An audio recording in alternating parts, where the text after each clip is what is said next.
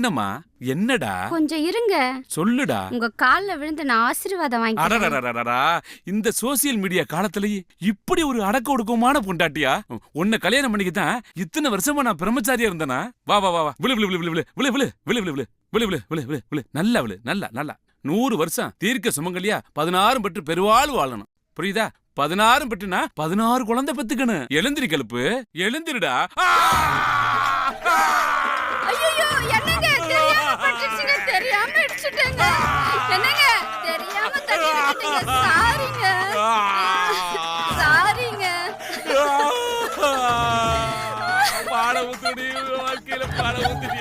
சாரிங்க, எனக்கு தெரியாதுங்க. உங்ககிட்ட ஆசீர்வாதம் வாங்க தாங்க நான் கால்ல விழுந்தேன். உங்களை ஆசைப்பட்டு நான் கல்யாணம் பண்ணிக்கிட்டேன். தெரியாம கொட்டிடுச்சுங்க. வாங்க ஹாஸ்பிடல் போலாம்.